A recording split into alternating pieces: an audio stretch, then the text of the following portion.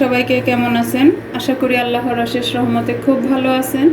আমিও আলহামদুলিল্লাহ আপনাদের দয় ভালো আছি। তো আজকের রেসিপি মগজ ভুনা। তো এই মগজ ভুনা কিন্তু সবাই পারি আমরা। তো আমি আমার মতো করে আপনাদের সাথে শেয়ার করলাম। তো প্রথমত এই যে এখানে একটা আমি গরুর মগজ নিয়ে নিছি, দেখেন একেবারে পরিষ্কার করে ধুয়ে এই যে এখানে যে পাতলা একটা আস্তর থাকে সেটাকেও আমি একদম উঠায় নিছি, এবং এই যে ছোট ছোট চিকন একেবারে যেটাকে বলে রক বা টিস্যু সেটাকেও কিন্তু আমি উঠায় একেবারে পরিষ্কার করে নিছি। এই যে পরিষ্কারটা আমি আপনাদের সাথে শেয়ার করলাম না। এখন এটাকে আমি এরকম ছোট ছোট পিস করে নিব। এই যে দেখেন, এই যে এরকম ছোট ছোট সাইজ করে আমি কেটে নিলাম। এই যে এখন এটাকে আমি রান্না শুরু করবো। এই যে দেখেন, এই যে এখানে একটা পাতিল বসাই দিচ্ছি, অলরেডি চুলাটাও জ্বালাই দিচ্ছি। এখন আমি এখানে 1 কাপ তেল দিয়ে দিব। আর মগজটা যখনই রান্না করবেন তখন তেলটা একটু কিন্তু বেশিই লাগে। আর মগজ তো শুধু ভুনা হয় পেঁয়াজ দিয়েই। অনেকে কিন্তু মগজ ভাজা বলে, অনেকে মগজ ভুনা বলে, যে নামেই বলুক না কেন, আমরা মগজ ভুনাই বলি। আর ইন্ডিয়ান পাকিস্তানিরা তো বলে ভেজা ফ্রাই। আমার তেলটা গরম হয়ে গেছে। এখন প্রথমে আমি দিয়ে দিব শুকনো গরম মশলাগুলি। শুকনো গরম মশলার মধ্যে একটা দারুচিনি, 4-5টা লং, 4-5টা এলাচ, আর 4-5টা হলো গোলমরিচ, আর ছোট ছোট 3টা তেজপাতা দিয়ে দিলাম। এখন এর সাথে আমি বড় সাইজের 3টা পেঁয়াজ কুচি দিয়ে দিব। এখন পেঁয়াজটা লাল হওয়া পর্যন্ত এটা ভাজবো, আমি একটু লাল করে ভাজবো আর কি। তো আমার নতুন রাঁধুনি, নতুন প্রজন্মের যারা আছেন তাদের উদ্দেশ্যে বলি, আমার এই রেসিপিটা ফলো করে একদম সিম্পলভাবে চট জলদি আপনারা এই মগজটা রান্না করে নিতে পারেন, মগজ ভুনাটা করে নিতে পারেন। তো প্লিজ আমার ভাই বোনেরা, যদি আমার এই মগজ ভুনা একটু ভালো লাগে তাহলে আমার চ্যানেলটাকে সাবস্ক্রাইব, লাইক, শেয়ার, কমেন্ট করবেন আর আমার পাশেই থাকবেন। এই যে পেঁয়াজটা আমার লাল করে ভাজা হয়ে গেল। এখন এই পর্যায়ে আমি মশলাগুলি দিব। প্রথমে দিব আমি এই যে 2 চামচ আদা রসুন পেস্ট। এখন দেবো স্বাদ মতো লবণ।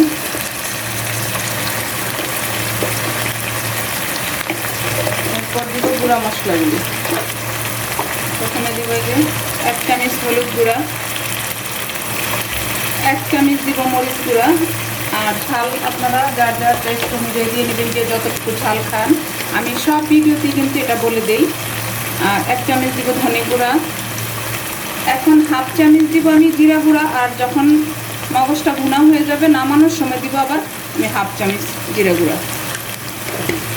আর 1/2 চামচের একটু কম দিব গরম মশলা গুঁড়া দিয়ে একটু পানি দিব, দিয়ে মশলাটাকে ভালোভাবে একটু কষায় নেব।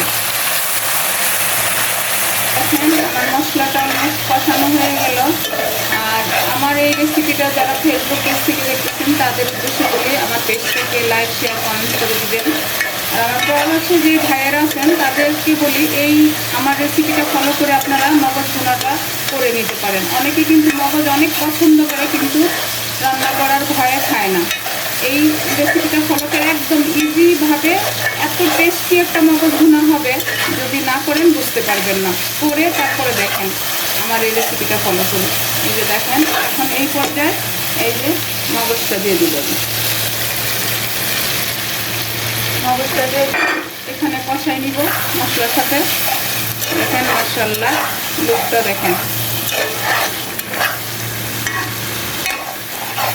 একদম অল্প সময়ের মধ্যেই কিন্তু এই মগজ ভুনাটা হয়ে যায়। এই যে দেখেন মগজটা কষানো হয়ে গেল।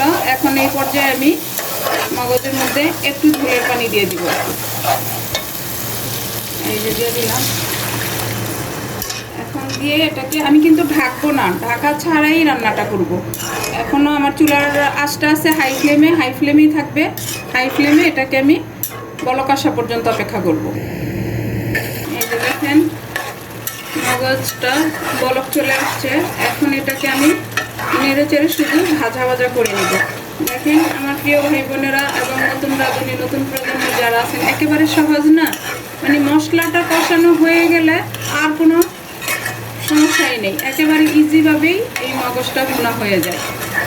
এই যে দেখেন অলমোস্ট হয়ে গেছে আমার মগজ ভুনাটা। এখন এই পর্যায়ে আমি 7-8টা কাঁচামরিচ দিয়ে দিব।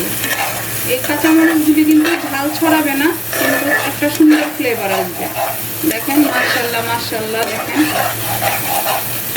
এখন এই পর্যায়ে আমি দিয়ে দিব 1/2 চামচ জিরা গুঁড়ো। এই জিরা গুঁড়োটা দিয়ে মিক্স করেই নামাই নিব।